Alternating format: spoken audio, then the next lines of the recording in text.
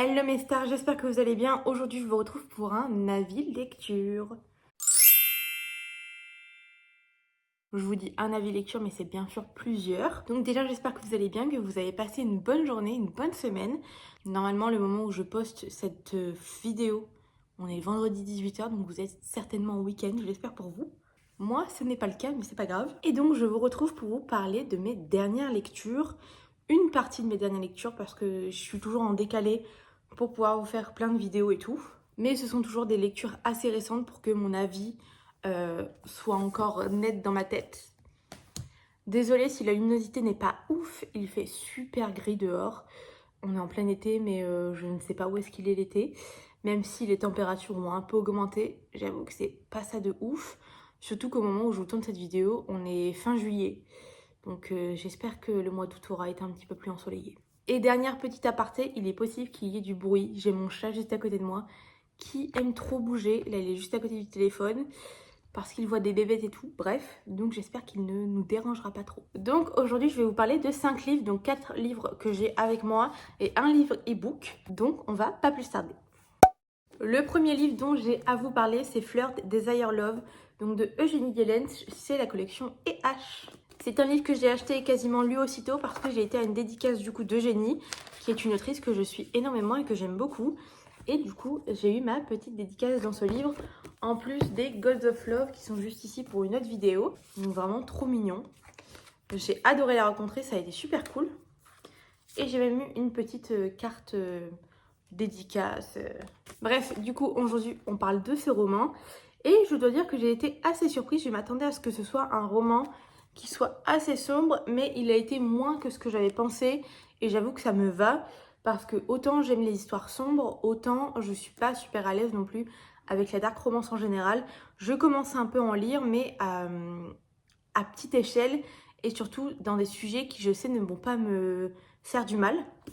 Je fais très attention à ça d'ailleurs. Donc dedans, on va suivre Soen et Adaline qui ne se sont pas vus depuis 10 ans pour diverses raisons qu'on va découvrir au fur et à mesure du roman. Et quand elle va revenir dans sa ville natale, elle va avoir envie tout de suite de revenir vers Soen. Sauf que le problème, c'est que Soen a énormément changé. Lui aussi, il s'est passé énormément de choses dans sa vie qui ont fait que il n'est plus le même garçon qu'il y a 10 ans que quand ils étaient enfants, tout simplement. Surtout que Adaline, quand elle était plus jeune, en étant enfant, elle a quitté la ville du jour au lendemain. Et dans son cœur de petit garçon, Soen n'a pas compris et lui en veut énormément d'être partie, étant donné qu'ils étaient meilleurs amis.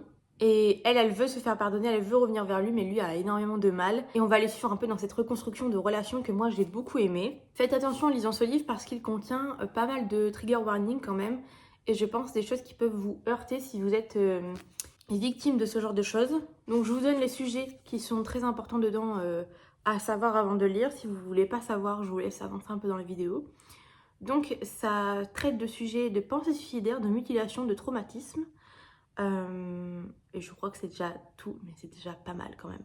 Et donc j'ai vraiment aimé découvrir ces personnages et découvrir le lien qu'ils avaient grâce au retour dans le passé. D'autant plus que j'avais peur que ce soit un peu compliqué et que l'histoire, selon moi, ne soit pas assez longue. Parce que pour le coup, il fait un peu moins de 330 pages, je crois. Et je me suis dit que c'était très peu pour pouvoir découvrir leur histoire. Et en fait, Eugénie va vraiment à l'essentiel. Et on n'a pas de petites scènes inutiles ou autres. Ce qui fait qu'on apprend réellement à les connaître et à s'attacher à eux assez rapidement. Et c'est pas gênant au final que le nombre de pages soit limité. Je trouve que même avec si peu de pages entre guillemets, elle a très bien décrit l'histoire, on arrive réellement à suivre. Et surtout le point de vue du retour dans le passé et présent fait qu'on comprend d'autant mieux l'histoire et que on s'attache énormément aux personnages et que c'est beaucoup plus fluide en fait. Les personnages sont quand même bien construits, on apprend réellement à les connaître au fil du roman. Et je dois avouer que j'ai beaucoup aimé un peu les retournements de situation qui selon moi ont été quand même assez originaux parce que je n'avais jamais vu ça. Vous attendez pas à un truc de ouf en le lisant, mais moi ça m'a plu le fait que ça change un petit peu. Et j'ai pas du tout été déçue de le lire, surtout qu'il me tentait énormément. Par contre, je trouve que le titre ne va pas du tout avec le livre. Flirt, Desire, Love, ou Flirt, Desire, Love en anglais. Mais en soi, est-ce que c'est grave? Je ne sais pas trop. Et Eugénie a pas mal parlé de ce roman parce que pour le coup, la maison d'édition n'a pas mis son roman en avant du tout, alors que c'est un des romans qui lui tient le plus à cœur parce que Elle a mis quand même tout son cœur dedans et je pense des éléments personnels, je suppose. Et j'ai trouvé ça trop triste que la maison d'édition ne fasse pas de communication sur ce livre. Et je ne trouve pas ça normal que parce que potentiellement c'est déjà une autrice qui a écrit pas mal de livres et qui est connue, qu'on fasse un peu passer son livre à la trappe. S'il vous plaît, les maisons d'édition, je sais pas si vous allez m'écouter, je pense pas, mais c'est pas grave, je vais le dire quand même. Si vous décidez d'éditer un livre, essayez de mettre la même chance pour tous. Je suis désolée, mais ce livre mérite qu'il y ait de la communication à son sujet.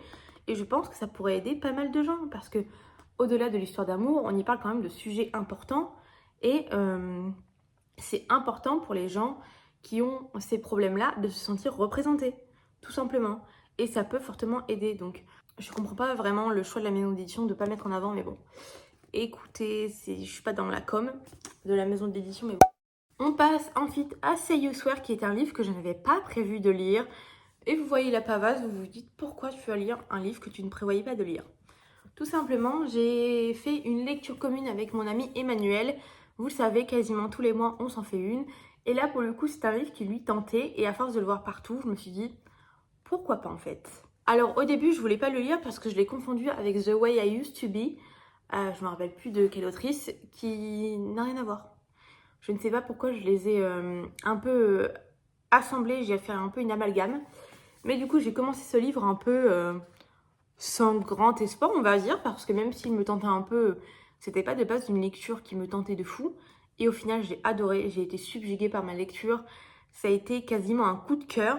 Le livre est gros, mais franchement, ça a son importance parce qu'on apprend à connaître magnifiquement bien les personnages.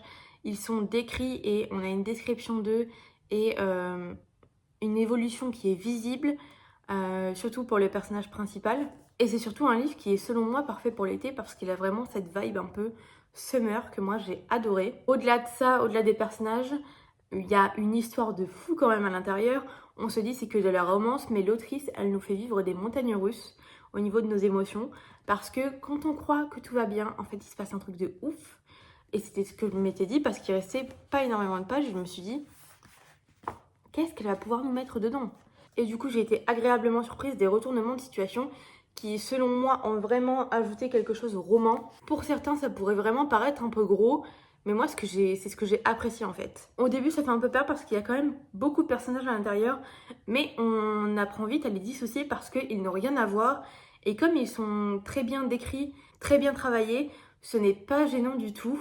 Et je sais qu'il y a un second tome qui sort, qui n'est pas sur les mêmes personnages que dedans, mais sur des personnages secondaires qu'il y a dedans, qui sort en fin d'année et c'est certain que je vais aller l'acheter pour le lire parce que la plume était magnifique, enfin du moins la traduction. Donc ce livre il est traduit par Rose Vermeau et franchement bravo parce que c'était super fluide. On passe ensuite à un livre que j'ai lu quand même assez récemment et qui je pense fait soit les gens l'aiment soit les gens ne l'aiment pas du tout. Et c'est Magnolia Park de Jessa Hastings. J'ai d'ailleurs le tome 2 dans ma pile à lire pour le lire, c'est à quel point vous doutez que j'ai apprécié. Alors quand on dit que pour le coup c'est pour les fans de Gossip Girl, c'est totalement vrai parce que à l'intérieur c'est quand même énormément de drama. Donc dedans on suit Magnolia qui est quand même une jeune femme assez riche qui est sortie pendant un temps avec un homme qui s'appelle TJ. Donc ils ont passé une bonne partie de leur adolescence ensemble. Malheureusement, celui-ci l'a trompée. Mais ils ont une codépendance affective l'un avec l'autre qui est assez compliquée pour gérer. Parce que même si TJ l'a trompée, elle a du mal à se détacher de lui. Et on le décrit très bien dans ce roman. Et on parle magnifiquement bien de ça dans le livre, de la dépendance affective et de tous les travers et les effets négatifs que ça peut avoir. Parce que pour le coup, on ne décrit pas et on ne romantise pas une relation toxique à l'intérieur, selon moi. Et on suit quand même un cercle d'amis qui est très riche et qui, pour le coup, ont vraiment des dramas, mais des vrais dramas, entre guillemets, de personnes riches. Ouais, ce que je veux dire, avec tous les paparazzis, tout ça. Et dedans, ça va pas être un roman avec beaucoup de choses, vu que c'est énormément de descriptions. Et en soi, selon moi, c'est un peu un tranche de vie mais remasterisé. Ce que je veux dire, c'est qu'il ne faut pas vous attendre à ce que ce soit un peu comme une romance classique, parce que techniquement, je ne sais même pas si on peut le classer en romance, même si dedans il y a une petite, mais on parle plutôt de la romance en général et de l'amour et non simplement du fait de tomber amoureux. J'ai beaucoup aimé parce que quand même on décrit pas mal les travers des familles riches et même des familles en général et des problèmes qu'il peut y avoir dans celles-ci, dans les relations entre amis ou même familiales. Et je comprends que certains n'aient pas aimé parce que c'est quand même un gros livre où dedans il y a énormément de descriptions. Il y a des descriptions de style aussi, type sur les vêtements et tout. Et on a des personnages qui sont quand même spéciaux, je trouve. Mais moi, ça m'a totalement plu. J'ai adoré et j'ai hâte de lire le tome 2 qui est sur un autre personnage qui est dans la série. Et la petite spécificité de cette saga, c'est que je crois qu'elle est en 5 tomes, mais un tome sur 2, c'est sur un autre personnage. Donc je trouve ça super sympa. Et j'ai vraiment eu l'impression d'être dans Gossip Girl, mais littéralement dans un livre. Honnêtement, je ne sais pas à quel public réellement ce livre pourrait plaire. Parce que je sais que beaucoup n'ont pas du tout apprécié, mais moi j'ai vraiment adoré. Donc j'ai envie de vous dire que je vous le recommande. On passe ensuite au tome 2 du Soleil de minuit. Je crois que je vous ai déjà parlé de lui dans une vidéo, mais je ne suis pas certaine. Donc c'est pas grave, au pire ça fera doublon et je vais vous en reparler. Donc j'ai lu le tome 2 du Soleil de minuit et le tome 1 avait été un énorme coup de cœur pour moi. Et forcément j'avais hâte de lire ce tome 2. Il n'a pas été un coup de cœur comme le tome 1 pour le coup, mais j'ai passé un excellent moment parce que on y parle de choses totalement différentes que dans le tome 1.